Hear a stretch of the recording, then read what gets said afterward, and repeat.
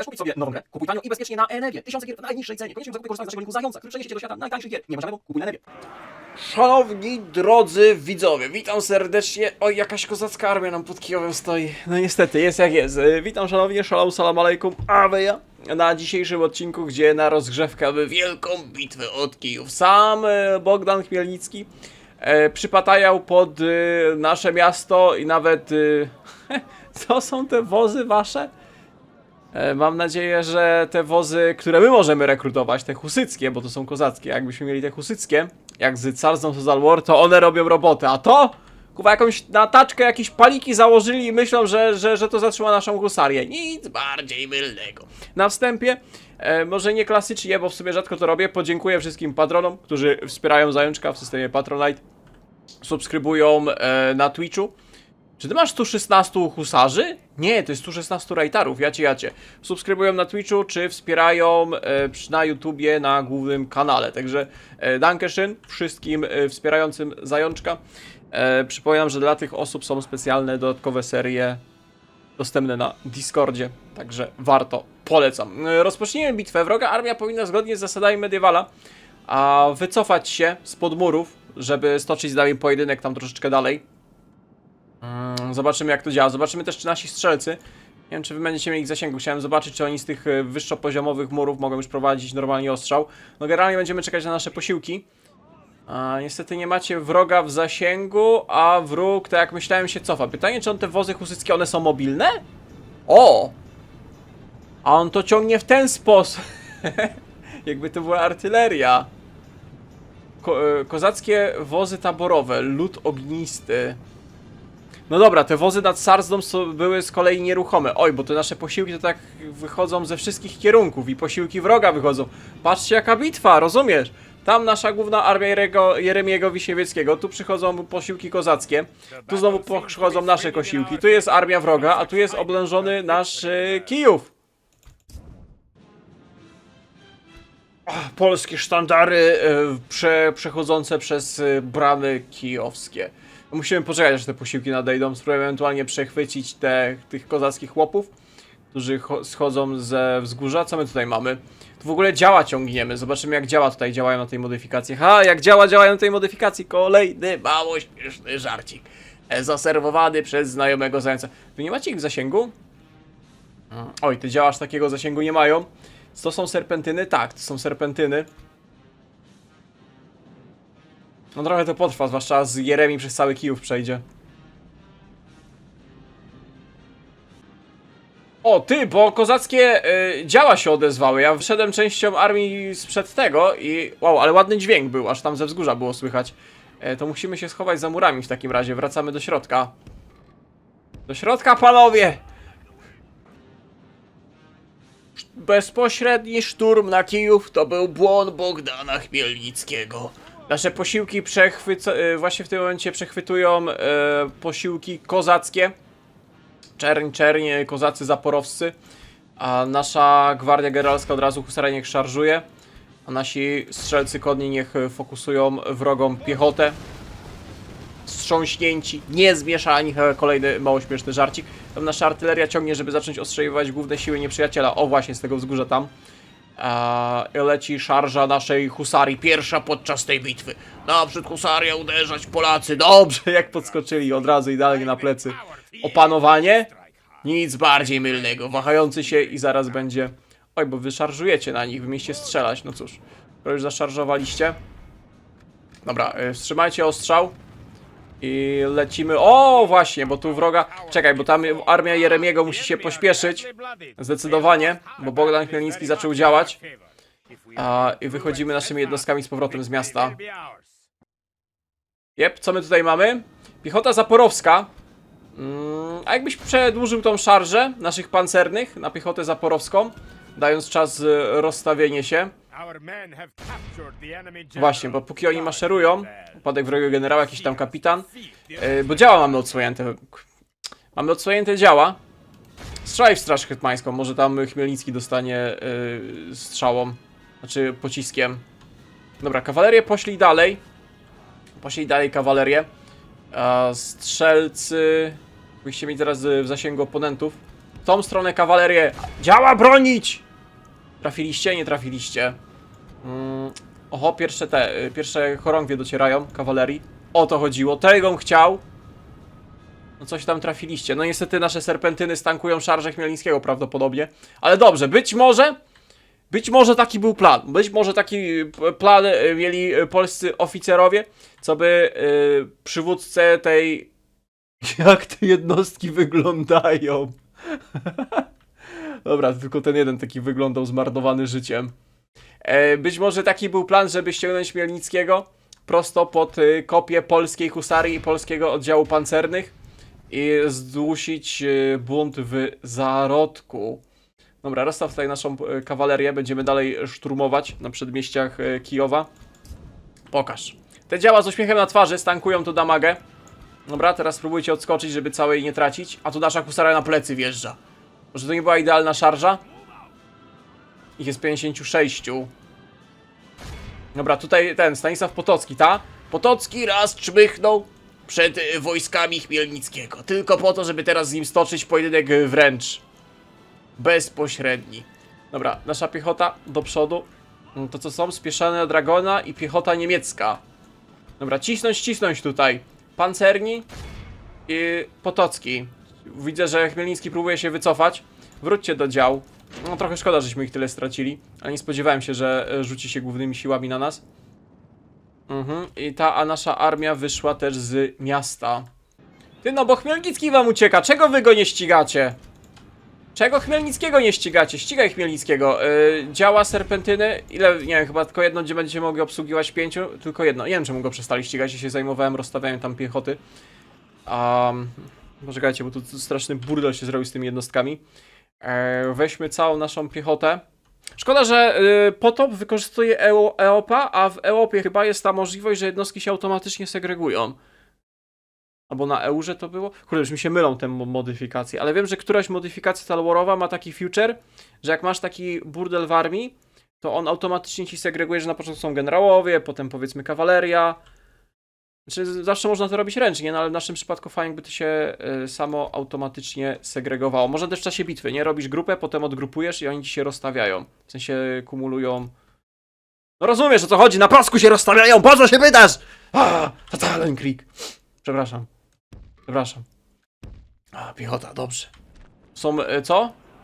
Piechota węgierska, proszę bardzo. Niemcy, Węgrzy, wszyscy nam pomagają. Chmielnicki czmychnął do swojej armii. Niech ucieka z podkulonym ogonem. Potocki z pancernymi na flankę. Dobrze. I wy wszyscy ciągnąć. Jak doszły wojska Jeremiego. Tutaj może jeden oddział piechoty w międzyzabudowę. Fajnie, że jakieś budynki się wygenerowały przed Kijowem, jakieś takie drobne zabudowania, przedmieścia. Oho, artyleria kozacka odpowiada ogniem. Zniknęli, chciałem na nich kliknąć, to wzięli, zniknęli. Strzelaj po tej jeździe. Oho, ile naszej kawalerii. Ile naszej kawalerii. Tylko piechota nie nadąża. Ty, może my powinniśmy artylerią po tych wozach husyckich, kozackich strzelać. Ej, musimy własne wozy zrekrutować w Warszawie, zobaczcie jak one działają. Mają serpentyny.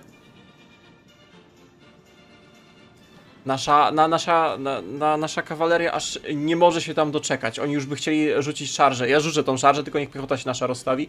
I chcę zobaczyć, czy serpentyna trafiająca w ten wóz kozacki, że ona zrobi jakiś damagę. Właśnie poszedł strzał. Trafiliście tuż przed, w kozaków, stópki, 3 się przewróciło. Wozy, bo ja nie wiem, czy ja mogę w to szarżować, czy to nie zrobi nam krzywdy. Czy tam nie zrobi nam zbyt dużej krzywdy. Wyślij naszych kozaków, lipków, mea culpa, Tatarów naszych polskich lipków. W luźnej formacji, zobaczymy, czy oni sobie poradzą, możecie nawet te się koła kantambryjskie nazywały fachowo? O, tu jest napisane nawet, krąg kantambryjski. To zobaczyć, czy oni w razie czego jakby w tej formacji przetestujemy, czy oni są w stanie przytrzymać ostrzał nieprzyjaciela. Oho, kawaleria wroga szarżuje. Czy wy sobie zadajecie damagę? Nie, szkoda. To by było piękne, jakbyście jeszcze sobie sami zadawali damagę. Oho, my rozsierdzili oponenta. Kontrszarża polskiej kawalerii i polskich pancernych na strzelców. Piękna formacja kolumnowa, dosłownie marszowa. Oj, bo wy to nie zdążycie się rozstawić. Stawajcie tak jak jesteście. Rozstaw tak jak jesteście. Pyk. I skoro wróg się odsłonił, to myślę, że możemy rzucić szarżę na oponenta. Piechota tu. Piechota tu. Strzelcy z czerń kozaczą. Tutaj nasi rajtarzy. Kozacy grodowi, strzelcy. Szarżuj rajtarami. I włącz strzelanie bez rozkazu. Dobra, no i tu trzon naszej kawalerii. Szarżować na wroga. Tylko żeby żadna husaria, żaden generał przypadkiem na paliczek się nie nabił. Jeremi Wiśniowiecki niech poluje na Bogdana Chmielnickiego przy wsparciu kolejnego oddziału pancernych, a Lipki niech te swoje kółka kręcą. No jeszcze 2 oddziały piechoty dobiegają. Oj, bo tu widzę, że będzie szarża. Chmielnicki? Chmielnicki się zatrzymał. Jakby kulkę dostał od naszych strzelców, to nawet byłoby lepiej. Palić tam z samopałów. Dobrze, tam jest pojedynek kawaleryjski. Jeremi przejeżdża przez środek bitwy, żeby wjechać w tego. Proszę bardzo. A serpentyny niech dalej strzelają po wozach husyckich nieprzyjaciela. A tu szarża naszej kawalerii na główne linie wojsk oponenta. Wielka bitwa pod Kijowem. Tego bym chciał. Dobra, wyłącz tych lepków. Wrzućcie tu. Do szarży. Jak ci rajtarzy radzą sobie? A, ci rajtarzy, tutaj już linie wroga złamane. Dobra, rajtarzy niech strzelają po tych wozach taborowych. I może niech dopną tutaj, bo główne linie jeszcze nie padły. Flanka wroga rozbita. Dobrze. Szarżować na tą czerń. 3 oddziały. Ostrzelać wozy husyckie. Lipki mocno cierpią. Lipki, do tyłu. Do tyłu. Będziecie asekurowani przez naszych strzelców. Pyk, strzelać. I tutaj co nasi pancerze... Gdzie jest Jere? Gdzie jest kniaź? Gdzie jest Chmielnicki? Upadek wrogiego generała. Hetman zaporowski Bogdan Chmielnicki leży pod murami Kijowa. Kniaź Jarema osobiście strącił go z kunia. Gdzieś tutaj. Tu padł. Polska husaria. Dobrze, tego bym chciał. Tego bym chciał. Śmiesznie jakby to był jedyny ten. Chociaż nie no, Chmielnicki miał tego swojego syna i tak dalej. Trochę mu nie wyszło tworzenie własnej jakiejś dynastii. Dobra, szarżujcie w takim razie. Proszę państwa, Kijów obroniony. Jedna z większych armii kozackich, tam jeszcze 2 przynajmniej duże widzieliśmy, ale jedna z większych pokonana. Piękna muzyka polska się odpaliła. Tego bym chciał. Chcę bez większych strat. Co z tymi wozami husyckimi? Gdzieś one mi zniknęły w czasie bitwy. One tu stoją. Nie, czekaj, to są serpentyny. O, tutaj są. Czy te paliczki gryzą? To tutaj są? Oj, tutaj jest... nie pamiętam jak on się nazywał, ten garnizonowy Kijowa. Przetestujemy na pancernych. Chodźcie tu i wiedźcie tu. Zobaczymy, czy sobie krzywdę zrobią. No to musimy ogarnąć, czy te wozy są... kontrują kawalerię, czy nie? Czy was te paliczki ranią? Jakieś damage zadają, niewielkie. No chyba, że przed tymi wozami taborowymi da się jeszcze te paliczki rozstawić, ale jeżeli to jest artyleria, to nie wiem, czy artyleria ma możliwość, ale ciekawa mechanika. Tam się wycofali, coś tu jeszcze walczy? To jeszcze w środku jakieś wojska nieprzyjaciela są.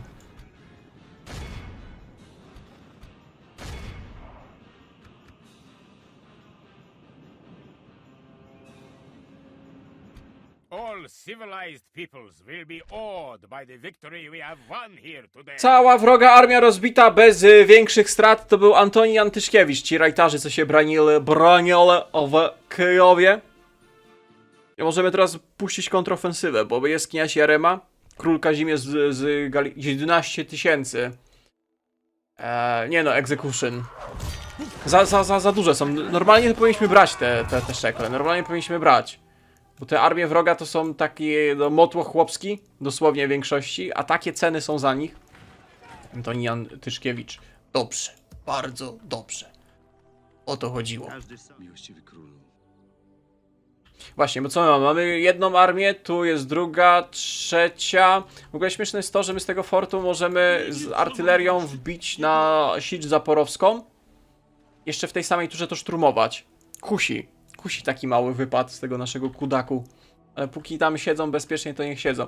Janusz Radziwiłł pójdzie tą stroną Dniepru. Jan Kazimierz, dobra, i was tutaj byśmy wyciągnęli i posegregowali, zrobili jakąś właśnie ładną armię. Serpentyny przeżyły, właśnie na to liczyłem, że po bitwie tam poskładają. Po bitwie tam poskładają was. Prosto z obozu wiatr, który mnie przywiał. Daj Boże szczęśliwy. Piękne są te. Jezus, to robi taki klimacik. To robi taki klimacik. Te komendy głosowe, jakie oni wydają po kliknięciu. Aż by się chciało trylogię powtórzyć. I to nie lotrową. No dobrze, pięknie posegregowana armia. Poklikane, proszę bardzo, jak ładnie równo ustawieni. Pan Jeremi prowadzi kontrofensywę, tak jak mówiłem, Jan Kazimierz leci, jeszcze więcej posiłków, no i Radziwiłł z drugiej strony. 1400 szekla, a to oznacza, że możemy zrobić kolejne farmy, chociaż tu by się bardziej przydał kościółek, ale nie no, farmy. I potem więcej populacji, to więcej podatków, a więcej podatków to więcej szczęścia. Znamy końca tury, ciach! Sasi przybyli z im prośbą o prawa handlowe. Tutaj widzę, że tylko 100 szekli to jest maks, co możemy wyciągnąć, o ile dadzą. No właśnie. Ale informację o mapie może sprzedamy Sasom. Wy macie sojusz też z Cesarstwem Rzymskim. W sensie z HRE. Cesarstwo Rzymskie trochę źle brzmi. W 1650 Cesarstwo Rzymskie. No, to jest jak jest. Zrównoważone za 800. Dobra, daj te 666 szekla.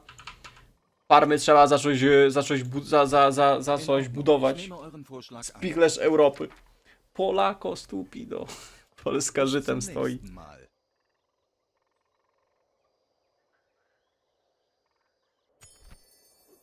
Anna Katarzyna Waza. I ty, Ireneuszu Bodurko, bez żadnych cech, w wieku 21, bez żadnych perków, chcesz poślubić królewską księżniczkę. Siostrę, króla. No, chyba odrzucę. Poza tym nasza Anna Katarzyna ma misję do państwek włoskich. O, tutaj w ogóle jest armia turecka. Pod Budapesztem. Droga zablokowana, wieści rodowe, wzrost cech, Jan Karol Żych, książę na zbarażu. Spoko. Raport z końca tury, jakiś czekielek się tworzy. Jak się zrobią farmy, to z jednej strony będzie trzeba dużo budynków, a za jedną turę zrobi się pierwsza fala farm. No cóż, jest jak jest. Drodzy kebabiniowi, słuchajcie. Zawrzyj małżeństwo między księżniczką? Co ty gadasz? Polska księżniczka i za osmańskiego, bisurmańskiego księcia? Osmanie walczą z Habsburgami, mają sojusz z Hanatem Krymskim. Drobna nic nieporozumienia. Prawa handlowe? Szekielki. My chyba tylko graniczymy przez tam jedną prowincję, ale nie wiem, czy nawet tam jest połączenie drogowe między naszymi państwami. Aha. To może po prostu za Floreny? Znaczy po prostu ledwo zaakceptowana. A chcecie informację o mapie? Informację o mapie za 1000? Zrównoważony. O, zaakceptowany. No i git, dobra.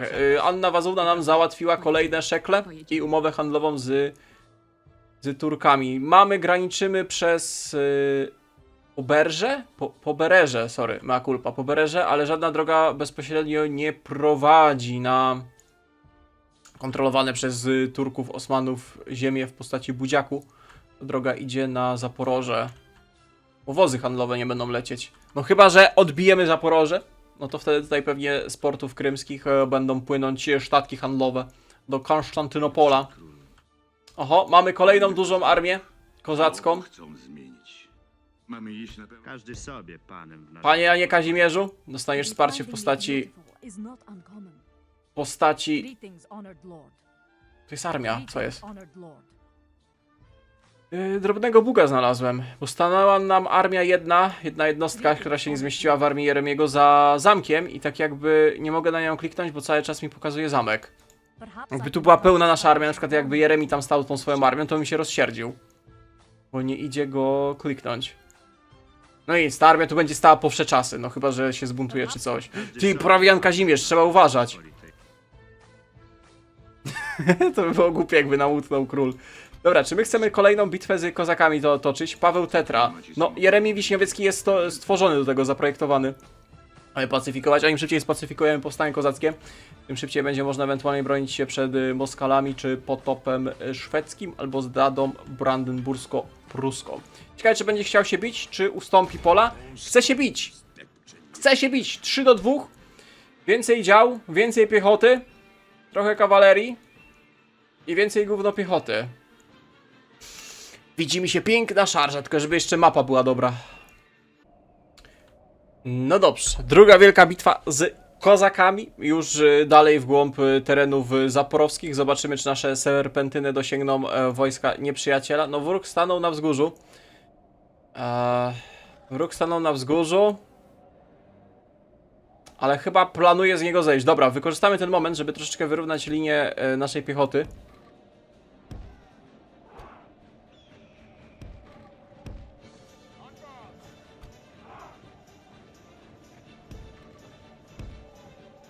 Na prawej flance mamy Potockiego z Lipkami i jazdą pancerną wyposażoną w łuki, natomiast na lewej flance jest Jarema z naszymi 3 oddziałami pancernymi, tymi pancernymi szturmowymi. Artyleria, o jak może ta artyleria, to niech strzela, właśnie. Jak tylko możecie, to prowadźcie ostrzał. Wy macie domyślnie odpalony tryb tego strzelania? Macie. Ale jest ładny dźwięk wystrzału. No, ładować. W czerń kozaczom. Wymiana ognia... Kurde, ale długo ładują. Wymiana ognia raczej nie jest po naszej stronie, bo oni mają dwa oddziały serpentyn. Mamy tylko jeden, więc tak czy siak będziemy musieli ich atakować, a chcę zobaczyć jak szczelo. O, będą strzelać? Poszło. No! Ej, rykoszetem gdzieś tam siada! Może troszeczkę skalibrujcie, poprawcie ostrzał, a nasza piechota może ruszać do przodu. Prawa flanka i lewa flanka. Dobra, ładnie to wygląda. Troszeczkę nie po polsku, nie będziemy ustawiać kawalerii w środku, nie będziemy szarżować. Na razie w centrum niech idzie nasza piechota. Bo tych kozaków jest dużo, ich to jest 4000. 4000, naszych jest 1300, 1400 żołnierzy na bitwie, na polu. Tak żebyśmy nie przesadzili. Nie wiem, czy bot umie korzystać z tych wozów i nie wiem dokładnie jak one działają. Ale rozstawienie ich z tyłu to raczej niewiele tobie daje. No, odpowiedzieli ostrzałem na naszą piechotę. Dobra, to w takim razie biegiem. Bo jednak co 2 oddziały serpentyn to nie jeden. A te serpentyny widać, że celne. Widać, że artyleria tutaj jest celna. Oho. I wróg się ruszył. Piękna szarża się szykuje, proszę państwa. Piękna szarża naszej husarii się szykuje. Na wojska oponenta. Wy możecie troszeczkę bardziej tu zakręcić. Serpentyny, skumulować ostrzał. Coś tu walnęło. A, to te serpentyny tak walnęły. Ciągną kozacy te swoje wozy. Nie wiem, na wszelki wypadek puścimy na nich piechotę. Nasza kawaleria się cofnęła, żeby nic głupiego się tutaj nie wydarzyło. A trzon naszej armii rozbija właśnie wojska wroga.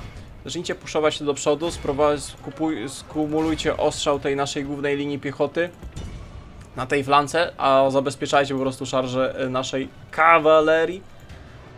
Przebiliście się. Kozacy Grodowi na razie nas zatrzymali, to jest tylko od flanki niepotrzebny ostrzał. Dobra, cofnij naszą kawalerię, przegrupuj. Pierwsza szarża złamała pierwszą linię, więc teraz się cofniemy, przegrupujemy, będziemy drugi raz szarżować. Tutaj nasza piechota na wzgórzu strzela się z kozacką piechotą. Serpentyny niech strzelają tutaj w ten największe zgrupowanie. Pokaż te wozy kozackie.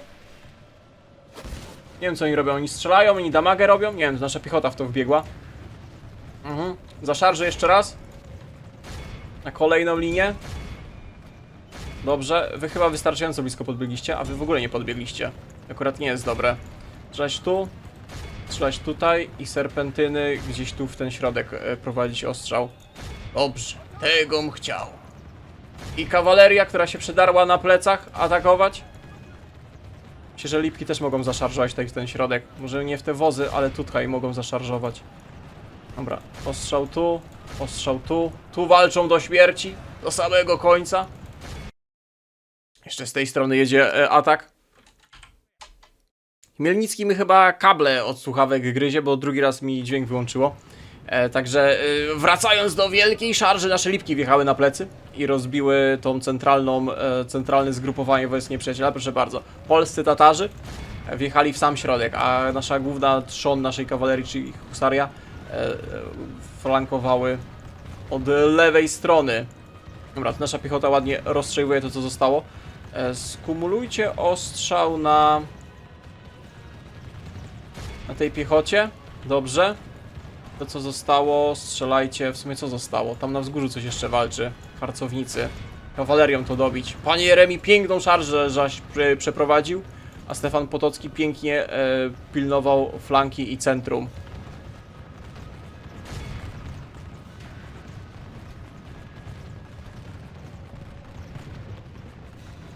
Zakładam, że bitwy ze Szwedami aż tak majestatycznie pięknie siadać nie będą.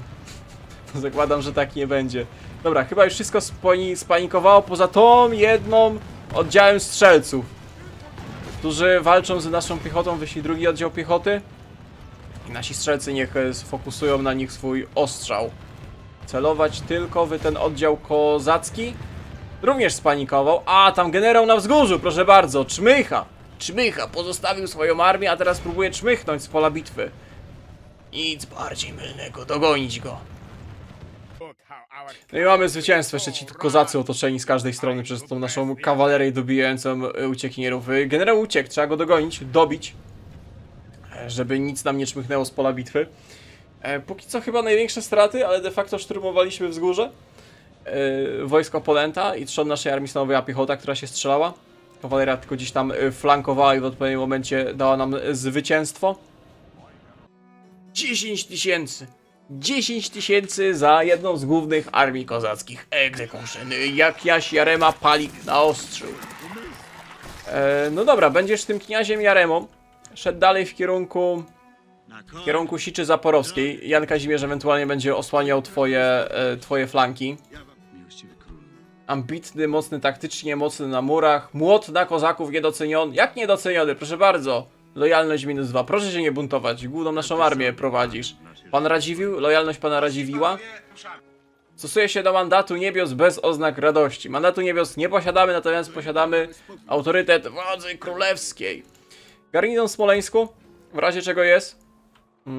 Kowno, ewentualnie jakbyśmy mieli bronić się przed Szwedami w okolicy fortów. Mitawy raczej odpuścimy, bez szans na obronę. Jakby duże armie szwedzkie się pojawiły na horyzoncie.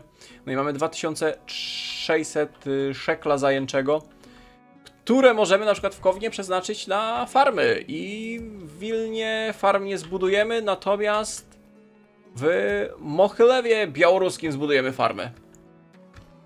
Wiecie co byłoby fajnie zrobić? Sojusz z Duńczykami, ale Duńczycy nie za bardzo chcą sojusz. Oni nie mają żadnych wrogów ani żadnych sojuszników, ale wiecie, w przypadku wojny ze Szwecją, no to byłby to sojusznik mile widziany. Za informację o mapie dasz się przekupić? Ledwo odrzucony. No zapłacić ci nie mamy tobie czym, osad też raczej tobie nie damy. Więc może w przyszłości po prostu poczekamy i agresywne działania Szwedów same za 1000 zaakceptował. Sami spowodują, że Duńczycy będą chcieli ten sojusz zawiązać. Co ten Hanat Krymski kombinuje? Czyżby chciał jakoś wybiegać się od wojny? Czy zmobilizowana potęga Rzeczpospolitej dała do rozumienia Tatarom i Kozakom, że nie warto się buntować, lepiej żyć w zgodzie, handlować? O, czemuś tam się zmarło?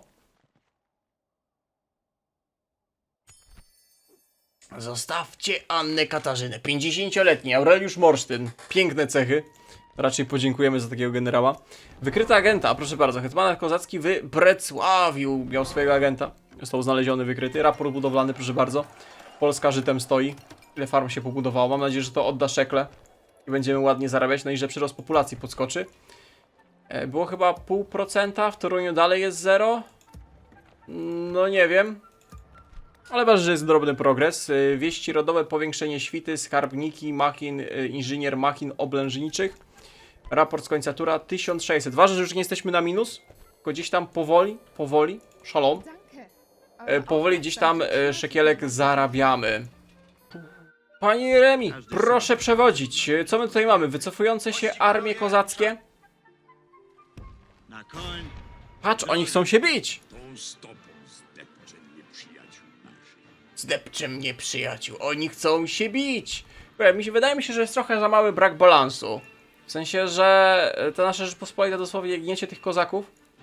Oni mają tak słabe jednostki, Albo ich powinno być dużo więcej, albo Polaków dużo mniej, albo my na start powinniśmy mieć od razu jakieś wojny już z Rosjanami, Szwedami, żebyśmy nie mogli tyle jednostek przerzucić na front kozacki.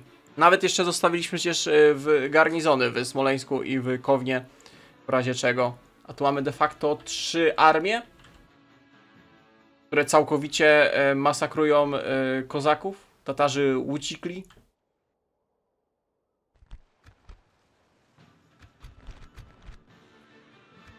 No chyba, że to generał dowodzący polskimi armiami jest takim wybitnym graczem Total War'a. Może coś w tym być. Gramy na bardzo wysokim, nie? Ja odpaliłem bardzo wysoki, bardzo wysoki. To jest już dla zająca oczywiste, że no inaczej się nie da. Dobra, no klasyczna strategia. Tu wróg ma jeszcze... Oj, tu jakiś nasyp się nie podoba, jakaś wyżyna. Że to zasłoni całkowicie nasze działa. Trzeba będzie wejść na to wzgórze. Kozacy tam na wzgórzu się ustawili. Także my wykorzystamy ten moment oczywiście i również wyjdziemy z dołka, w którym jesteśmy. Bo inaczej nie mogliśmy się rozstawić. I tak to nie będzie optymalne rozstawienie. Patrząc jeszcze, że mamy przecież trzon naszej armii, to są jednostki strzeleckie, nie? Czyli strzelanie, jak jest jakaś przeszkoda terenowa, no to mija się z celem. Bo te pociski po prostu powinny się zatrzymywać i nie być tak efektywne. Dlatego musimy na pewno poprawić nasze rozstawienie. Dobrze, serpentyny zaczęły strzelać. Co my tutaj mamy? Kozacy zaporowscy. Tak blisko naszych pancernych i Potockiego. Proszę szarże zapodać. Serpentynki. Proszę strzelać tutaj gdzieś w centrum, w kozaków rejestrowych. Myślę, że tak wysunięty oddział kozacki aż się prosi o szarże. Pięknie. A Lipki może strzelać tutaj dalej. Wy po tej szarży, jak ich złamiecie, no złam ten oddział. Które wy go wybijecie do nogi, mieliście go złamać. Chciałem powiedzieć, że się cofacie. Dobra, teraz się cofnij. Myślę, że powinno wystarczyć. Do tyłu, panowie. Odskok, odskok. Nasza piechota się rozstawiała w międzyczasie. Wybornie. Także do przodu, panowie. I drugi trzon naszej piechoty. Również do przodu. No właśnie o to chodziło, że te działa, jak coś im przeszkadza, z 4-2 trafiły w ziemię niestety. 4 pocisków, 2 poryły po ziemi. Dobra, ale nasza piechota zaraz powinna dobiec. Tu on ma 2 generałów, nie? Walnijcie salwę, bo widzę, że jedzie prosto na naszego generała. Nie, na naszych Lipków jedzie. A to w sumie nawet lepiej, bo Lipki powinny przed nim uciekać. W trybie walki dystansowej. Możemy z tej strony go zaszarżować. Wy powinniście wypalić samopałów. Piechota niech go goni ewentualnie. I wy już powinniście mieć na... Wzgórze wam będzie zasłaniać? Nie, powinniście ładną salwę w niego machnąć. Ci już w ogóle celują, pa! Zdziu. Piechota niemiecka idealnie celuje w szarżujących kozaków. Teraz główna nasza armia również niech biegnie w stronę oponenta i otworzy łogień do nieprzyjaciela. I kawaleria też niech gdzieś tutaj szarżuje.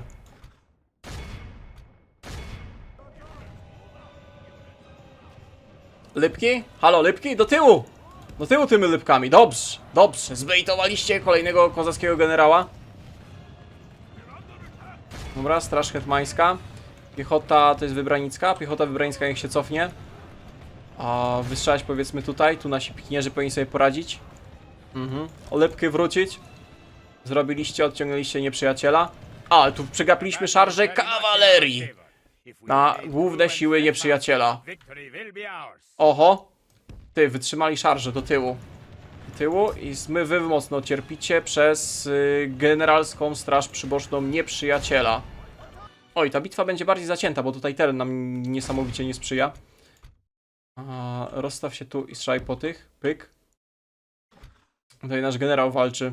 Spróbuj go wycofać. Jazda pancerna musi się troszeczkę poświęcić. Ale strzelać, panowie, strzelać! Wróg ma tutaj 2 oddziały mocarnej kawalerii, które nas gnębią i to mocno nas gnębią. Czemu przestaliście ich ścigać? Ściga ich cały czas.